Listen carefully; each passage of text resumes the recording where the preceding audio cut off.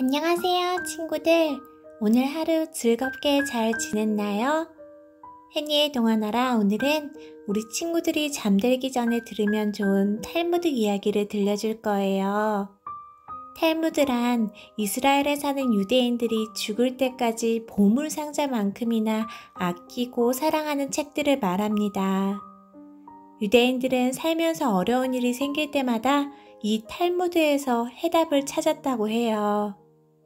그럼 혜니가 우리 친구들 잠 잘 들 수 있게 탈무드 이야기 들려드릴게요. 진정한 효도. 어떤 사람이 아주 커다란 다이아몬드를 갖고 있었어요. 어느 날 왕이 그 소문을 듣고 다이아몬드를 사기 위해 신하를 보냈어요. 금화 6,000냥을 드릴 테니 다이아몬드를 파세요. 다이아몬드 주인은 기뻐하며 기꺼이 다이아몬드를 팔겠다 했어요. 주인이 다이아몬드를 가지러 방에 들어갔더니 아버지가 낮잠을 자고 있었어요. 그런데 하필 다이아몬드를 넣어둔 금고 열쇠를 베개 밑에 넣고서 깊은 잠에 빠져있지 뭐예요. 주인은 조용히 문을 닫고 밖으로 나왔어요. 죄송합니다. 지금 아버지께서 금고 열쇠를 베고 주무시네요. 깊이 잠든 아버지를 깨울 수가 없습니다. 다이아몬드는 못 팔겠습니다. 신하는 하는 수 없이 발길을 돌렸어요. 궁전으로 돌아간 신하는 왕에게 이 사실을 말했어요. 신하의 보고를 받은 왕은 고개를 끄덕이며 말했어요. 큰 돈을 주겠다는데도 잠든 아버지를 깨우지 않다니 참으로 효성이 지극한 사람이로구나. 이 사실을 온 백성에게 알려서 본받도록 해라. 부모님이 돈보다 귀한 존재라는 걸 깨우쳐준 그 사람에게 큰 상을 내릴 것이다.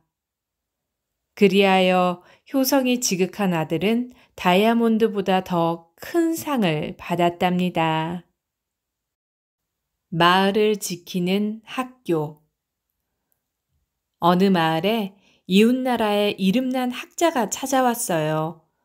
마을 대표는 학자에게 마을 구석구석을 소개했어요. 우리는 마을을 지키기 위해 철저한 준비를 하고 있습니다. 아무리 강한 군대가 쳐들어온다고 해도 끄떡 없지요.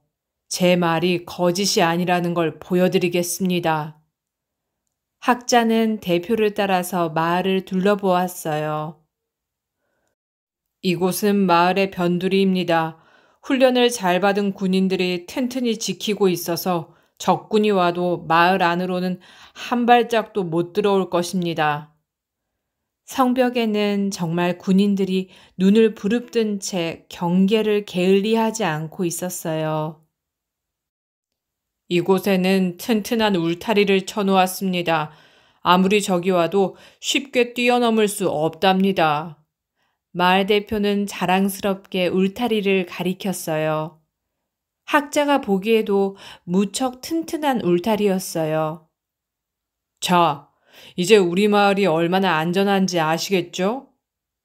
그러자 학자는 고개를 저으며 입을 열었어요. 나는 아직 이 마을을 어떻게 지키고 있는지 보지 못했습니다. 마을 대표는 어리둥절하여 학자를 바라보았어요. 그러자 학자는 이렇게 말을 이었어요. 나라를 지키는 것은 군대가 아니라 학교입니다. 그런데 왜 가장 먼저 학교를 보여주지 않습니까? 훌륭한 가르침을 통해 사람들을 올바르게 이끌어주는 사회야말로 군대의 힘으로만 지키는 것보다 튼튼한 사회라는 뜻이었어요. 멋진 작별 인사. 나그네가 가도 끝없는 사막을 걷고 있었어요. 햇볕은 쨍쨍 내리쬐는데 나무 한 그루 안 보였죠. 나그네는 너무 지치고 배고프고 목이 말랐어요. 그런데 저만치 떨어진 곳에 나무가 보였어요. 나그네는 반가워서 그곳으로 힘껏 달려갔죠. 나무에는 과일이 주렁주렁 열려 있었어요. 나그네는 달콤한 과일로 굶주린 배를 실컷 채우고 나무 옆에 고인 시원한 물도 마음껏 마셨어요. 그러고는 시원한 나무 그늘에 누워서 단잠을 잤지요. 한참 만에 눈을 뜬 나그네는 나무 덕분에 새 기운이 솟았어요. 다시 길을 떠날 때가 되자 나그네는 벌떡 일어나서 나무를 힘껏 껴안으며 말했어요. 나무야, 정말 고맙다.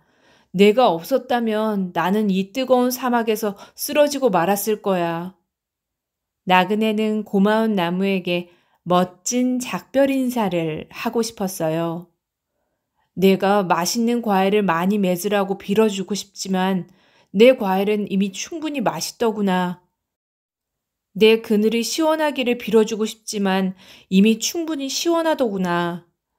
내가 무럭무럭 자라도록 물이 마르지 않기를 빌어주고 싶지만 안 그래도 내 곁에는 찰랑찰랑 물이 많기만 하구나.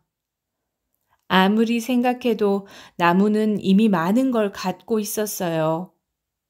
나그네는 좀 더 생각하다가 이렇게 빌어주었답니다. 앞으로 열매를 더 많이 맺어서 그 열매만큼 많은 나무가 자라나도록 빌어줄게.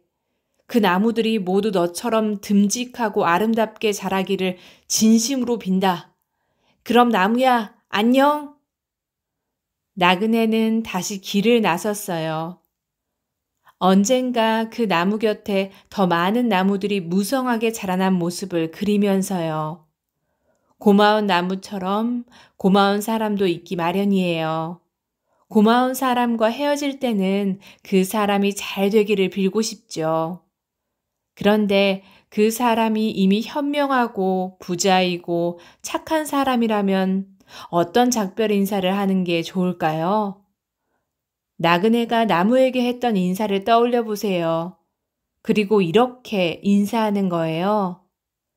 고마운 분, 당신의 아이들이 당신과 같이 훌륭한 사람이 되기를 진심으로 바랍니다. 꼬리와 머리. 기다란 뱀 한 마리가 있었어요. 머리와 꼬리가 한 몸을 이루어서 늘 함께 다녔죠. 그런데 꼬리가 툭 하면 투덜거렸어요. 난 왜 만날 머리, 내가 가는 대로 따라다녀야 하는 거야? 너무 불공평해. 그러자 머리가 입을 열었어요. 꼬리야, 잘 생각해봐. 너는 앞을 볼 수 있는 눈도 없고 위험한 소리를 들을 수 있는 귀도 없잖니. 게다가 상황을 판단할 두뇌도 없으니 내가 잘 이끌어주는 게 나을 거야. 그렇지만 꼬리는 계속해서 불평을 해댔어요. 머리는 하는 수 없이 말했어요. 알았어. 그럼 이제부터는 내가 앞장서. 내가 따라갈 테니까. 꼬리는 뛸 듯이 기뻐하며 움직이기 시작했어요. 하지만 꼬리는 앞을 볼 수 없어 이리저리 헤맸어요. 결국 얼마 못 가 뱀은 강물에 퐁당 빠져버렸죠. 한참을 걸려서 겨우 강에서 빠져나왔는데 이번에는 가시덤불에 몸이 엉키고 말았어요. 몸부림을 치면 칠수록 가시는 더 아프게 몸을 찔러댔죠. 보다 못한 머리가 도와줘서 간신히 빠져나올 수 있었답니다. 그래도 꼬리는 아랑곳하지 않고 앞으로 나아갔어요. 그러다가 이번에는 불 속으로 들어가고 말았어요. 활활 몸이 뜨거워지자 꼬리는 그제야 두려움에 휩싸였어요. 아, 뜨거워! 머리야, 어떻게 좀 해봐! 꼬리가 머리에게 도움을 청했어요. 머리는 온 힘을 다해 빠져나가 보려고 했지만 이미 늦은 뒤였어요. 뱀은 그만 불에 타 죽고 말았답니다. 몸은 하나, 머리는 두 개. 어느 수업 시간에 선생님이 학생들에게 이렇게 물었어요. 몸은 하나인데 머리가 두 개인 아기가 태어났다면 이 아기는 한 사람일까요? 두 사람일까요? 그러자 한 학생이 손을 들고 대답했어요. 머리는 둘이라고 해도 몸은 하나이니 한 사람으로 봐야 합니다. 그럴듯한 대답이었어요. 이번에는 다른 학생이 손을 들고 대답했어요. 몸은 하나지만 생각하는 머리가 둘이니 두 사람으로 보는 게 맞습니다. 이번에도 그럴듯한 대답이었죠. 선생님은 이렇게 마무리를 지었어요. 한쪽 머리에 몹시 뜨거운 물이 닿았다고 생각해 보세요.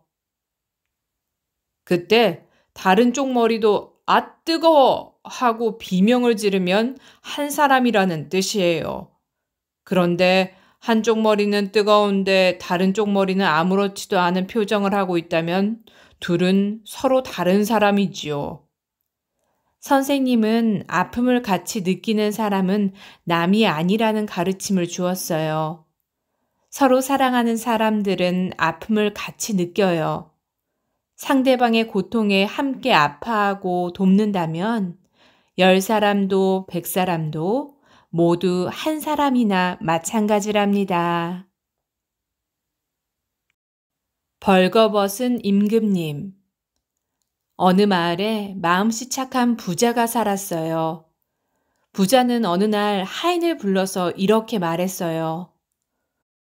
그동안 나를 도와 일을 하느라 애 많이 썼다. 이제 너를 해방시켜 주마. 다른 곳에 가서도 편히 살 수 있도록 재산을 나눠줄 테니 떠나거라. 하인은 주인이 준 재산을 배에 가득 싣고 바다로 나아갔어요. 그런데 얼마나 갔을까? 갑자기 폭풍우가 몰아쳤어요. 하인이 탄 배는 그만 침몰하고 말았죠. 하인은 배에 실은 재산을 몽땅 잃고 가까스로 목숨만 건졌어요. 가까운 섬에 헤엄쳐 오른 하인은 땅을 치며 울었어요.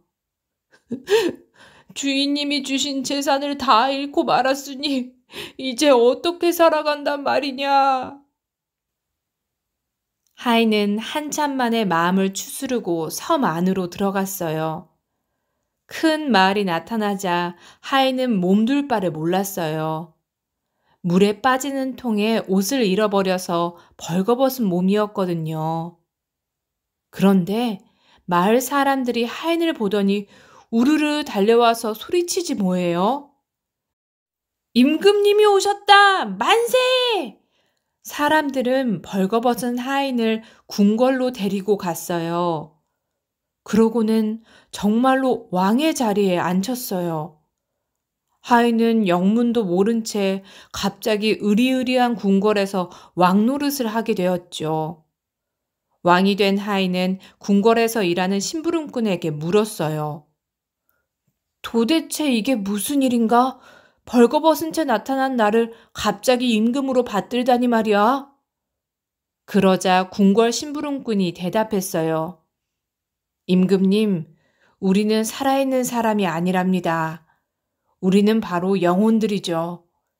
해마다 살아있는 사람이 이 섬으로 오면 우리는 왕으로 받들게 됩니다. 하지만 1년 뒤 다른 사람이 이 섬에 오면 임금님께서는 여기서 쫓겨나게 됩니다. 그리고 먹을 것도 없는 죽음의 섬에서 고생하며 살아야 한답니다. 왕이 된 하인은 심부름꾼이 들려준 이야기를 곰곰이 곱씹었어요.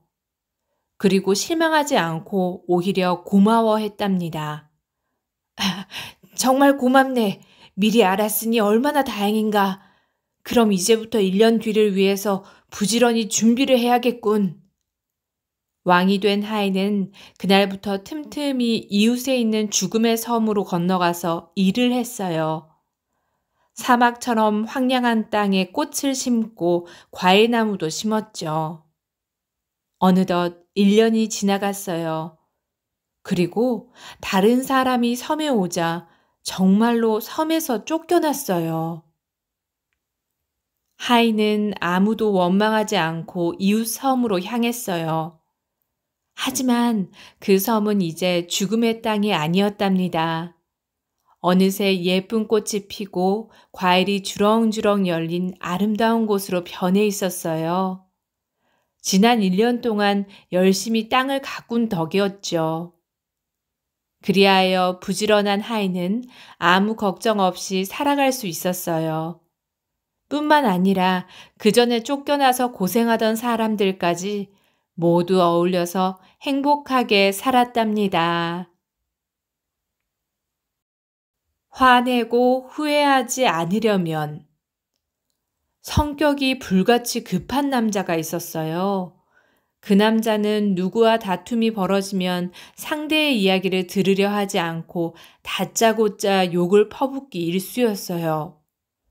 그렇지만 마음이 가라앉고 나면 욕한 일을 크게 후회했어요. 몹시 부끄럽고 창피한 마음이 들었거든요. 어느 날 남자는 랍비를 찾아갔어요. 제 나쁜 버릇을 꼭 고치고 싶습니다. 어떻게 하면 화가 날 때 상대에게 욕하는 버릇을 고칠 수 있을까요? 그러자 랍비가 대답했어요. 이제부터 욕을 할 때마다 상대방에게 큰 선물을 해보세요. 남자는 고개를 갸웃했지만 랍비의 충고에 따르기로 했어요. 그때부터 남자는 화나서 욕이 튀어나오면 상대에게 꼭 선물을 주었어요. 그럴 때마다 속이 쓰렸죠. 그렇게 비싼 선물을 하다니 아까워. 욕을 안 하면 돈을 안 써도 되는데 내가 또 멍청한 짓을 한 거야. 남자는 차츰 다른 사람이 되어갔어요. 욕을 할 때마다 비싼 대가를 치르다 보니 저절로 참게 된 거예요. 화가 나서 욕을 할 때마다 선물을 하는 습관은 남자의 급한 성격을 고쳐놓았어요. 마침내 더 이상 욕 때문에 비싼 선물을 할 일도 없어졌답니다. 엿새째.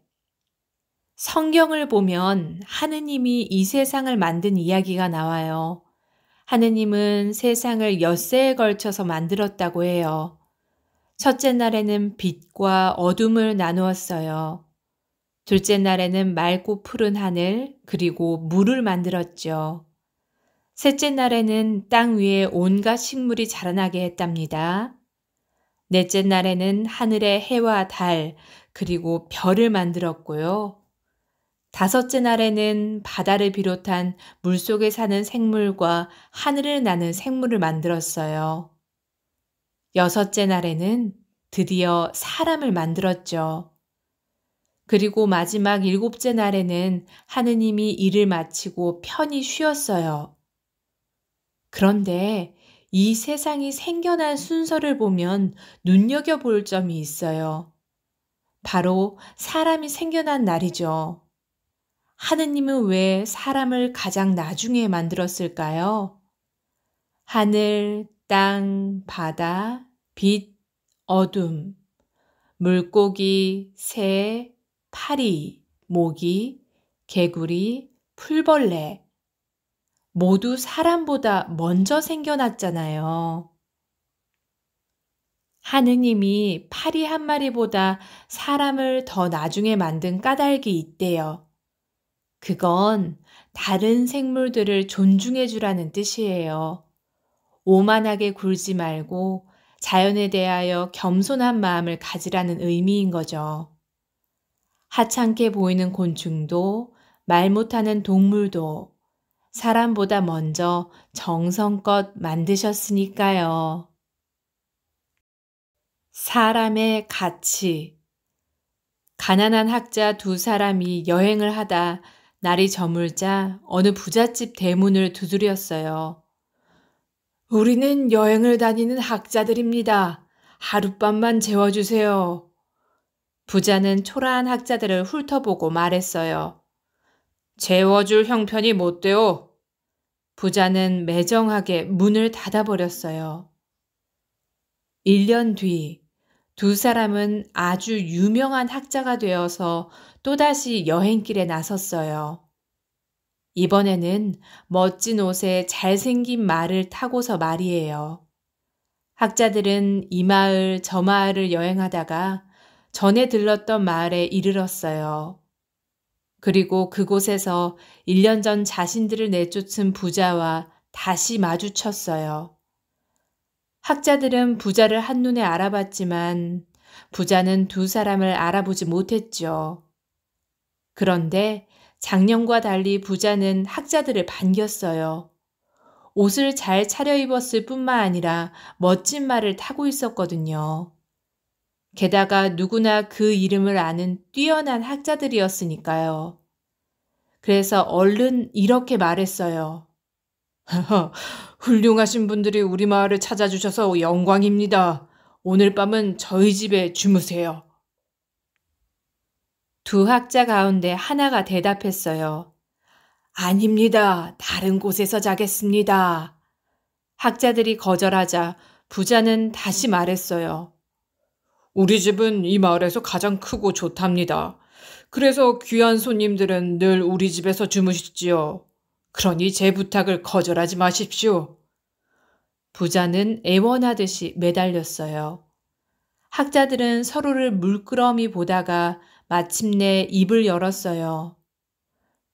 그럼 저희들은 다른 집에서 잘 테니 이 말들이나 좀 재워주시죠. 부자는 깜짝 놀라서 물었어요. 말을 재워달라고요? 그게 무슨 소립니까? 학자 가운데 한 사람이 대답했어요. 우리는 작년에도 이 마을에 들렀습니다. 그때는 둘 다 가난하고 이름 없는 학자였죠. 날이 저물어서 당신 집 문을 두드렸지만 당신은 매정하게 우리를 쫓아냈습니다.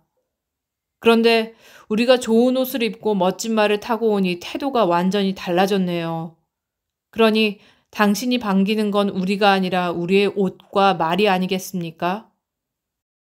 그래서 이 말 두 마리를 재워달라고 하는 겁니다. 부자는 부끄러워서 얼굴이 빨개지고 말았답니다. 새 친구. 어느 날 한 남자가 왕의 부름을 받았어요. 갑자기 부름을 받은 남자는 안절부절 못하며 생각했어요. 임금님이 왜 나를 부르시지? 나에게 벌을 주시려는 걸까?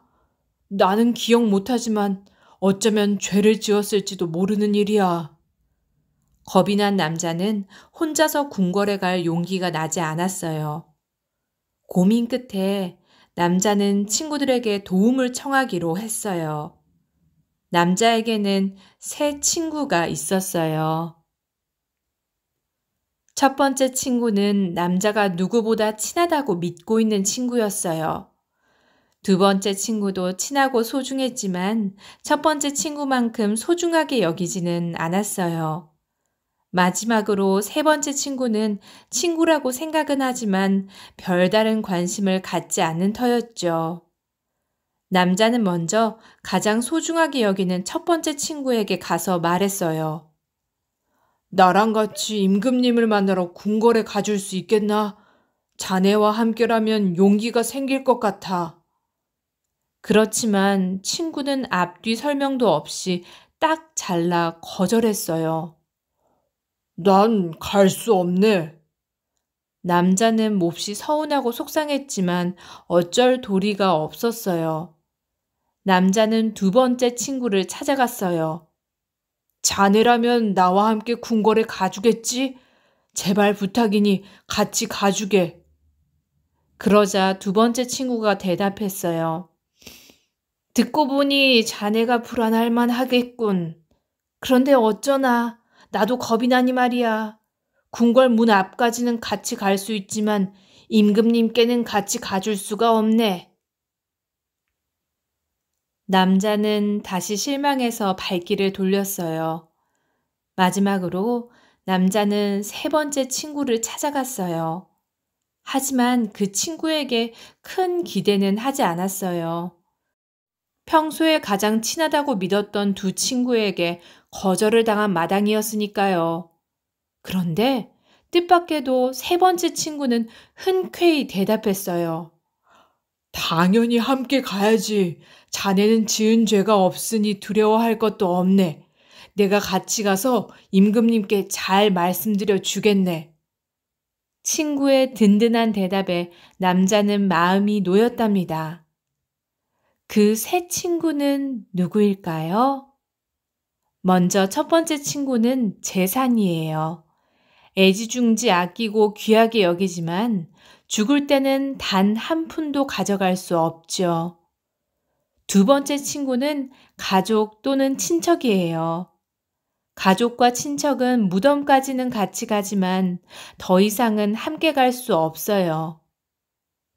세 번째 친구는 바로 자기가 행한 착한 일이에요. 다른 사람을 위해서 베푼 착한 일은 세상을 떠난 후에도 영원히 함께 한답니다. 진짜 가난. 어느 날 두 사람이 랍비를 찾아왔어요. 랍비는 현명하기로 이름이 자자해서 찾아오는 손님이 많았죠. 그런데 두 사람 중 하나는 큰 부자였고 또 한 사람은 아주 가난한 사람이었어요. 먼저 오신 분부터 방으로 들어오세요. 부자가 먼저 랍비를 만나러 들어갔어요. 가난한 사람은 바깥에서 기다리고 있었죠. 한참이 지나도록 방문은 열리지 않았어요. 가난한 사람은 지루한 시간을 견디며 기다렸어요. 랍비를 만나면 자기도 오랫동안 좋은 이야기를 들을 수 있을 테니까요. 1시간이 지난 뒤 마침내 가난한 사람에게 차례가 돌아왔어요. 그런데 만난 지 5분이 지나자 랍비가 말했어요. 오늘 드릴 말씀은 끝났으니 이제 그만 돌아가세요. 가난한 사람은 어리둥절했어요. 만난 지 겨우 5분 만에 돌아가라고 하니까요. 슬그머니 화가 치민 가난한 사람은 분을 참지 못하고 랍비에게 따졌어요. 부자와는 1시간이나 대화를 나누시더니 저한테는 고작 5분밖에 시간을 안 주시는군요. 제가 가난하다고 무시하는 겁니까? 그러자 랍비는 빙그레 웃으며 대답했어요. 마음을 가라앉히십시오. 당신은 자신이 가난하다는 사실을 알고 있지만 좀 전에 만났던 부자는 자기 마음이 가난하다는 걸 좀처럼 깨닫지 못하는 사람이었습니다. 그걸 일깨우는데 1시간이나 걸린 겁니다. 부자는 마음이 가난해서 불행한 사람이었어요. 사랑하는 마음, 나누는 마음, 다른 사람의 아픔을 함께 느끼는 고운 마음이 없는 사람이 진짜로 가난한 사람이랍니다. 목숨을 구한 작은 선행. 어떤 사람이 작은 배 한 척을 가지고 있었어요. 해마다 여름이 오면 그 배를 타고 식구들과 함께 호수로 나가 낚시를 즐겼죠. 어느 해 여름이 끝날 무렵 배 주인은 호수에서 배를 끌어올렸어요. 그런데 가만히 보니 배 밑에 조그만 구멍이 나 있지 뭐예요. 배 주인은 구멍을 보며 생각했어요. 어차피 당분간은 배를 쓰지 않으니 내년 봄에 고치지 뭐. 배 주인은 칠장이를 불러 페인트 칠만 시킨 뒤 배를 창고에 보관해 두었어요. 이듬해 봄이 되자 배 주인의 두 아들이 성화를 부렸어요. 아버지, 얼른 호수에 나가서 낚시를 하고 싶어요. 배 주인은 배에 구멍이 뚫린 걸 까맣게 잊은 채 허락을 해주고 말았어요. 그런데 한참 뒤 배에 구멍이 생각났어요. 큰일 났다. 우리 아이들이 위험해. 오, 맙소사. 배 주인은 불이 나게 호수로 뛰어갔어요. 그런데 어찌 된 일일까요? 아버지, 재미있게 놀다 왔어요. 두 아들은 아무 탈 없이 배를 저어서 돌아오고 있었어요. 모두 무사했구나. 정말 다행이야. 배 주인은 가슴을 쓸어내리며 아들들을 꼭 껴안았어요. 그런 다음 어떻게 된 일인지 배를 샅샅이 살폈죠. 그런데 구멍이 있던 자리가 물 셀 틈 하나 없이 말끔하게 고쳐져 있지 뭐예요. 주인은 페인트 칠을 했던 칠장이가 생각났어요. 그래서 그 길로 선물을 들고 칠장이를 찾아갔어요. 칠장이는 놀란 얼굴로 물었어요. 어, 배를 칠한 값은 벌써 받았는데 왜 이런 선물을 주십니까? 배 주인은 칠장이의 손을 꼭 잡고 눈물을 글썽이며 말했어요. 저는 배를 칠하는 것만 부탁했는데 당신은 배에 난 구멍까지 고쳐주셨습니다. 그 덕분에 우리 아이들이 생명을 구했습니다. 정말 고맙습니다. 해니의 동화나라. 오늘은 탈무드 이야기 중 12가지를 들려주었어요. 어땠나요, 친구들? 이야기 하나하나가 유대인들의 지혜를 엿볼 수 있는 시간이었어요. 그럼 오늘 하루도 알찬 하루였길 바라며 우리 친구들 잘 자요. 좋은 꿈 꾸어요. 안녕.